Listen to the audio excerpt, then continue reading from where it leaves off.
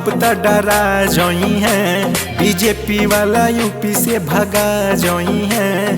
27 में भैया अखिलेश आई है, 27 में भैया अखिलेश आई है। वोट चोरवन के नानी याद आई है, दीदी के आगे नहीं टिक पाई है।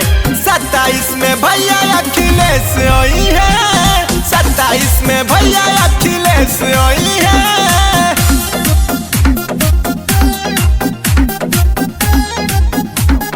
साइकिल को चलाना है, जेपी को भगाना है। साइकिल को चलाना है, जेपी को भगाना है। न चाहे के हो योगी, न चाहे के हो मोदी, जनता चाहे अखिलेश के। रड़ुआ न चला पाई है, खाली हो कसम खोई है, बेच दी है हो देश के।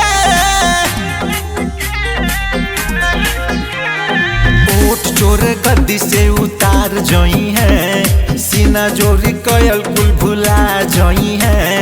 27 में भैया अखिलेश आई है, 27 में भैया अखिलेश आई है।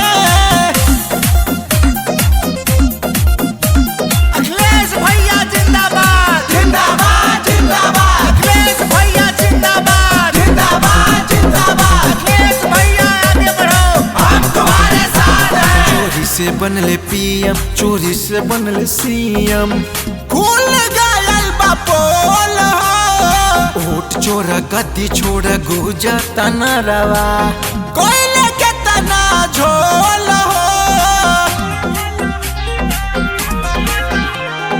करनी के कोयल गवा जोई है, योगी बाबा मठ में भेजा जोई है। 27 में भैया अखिलेश आई है, 27 में भैया अखिलेश आई है।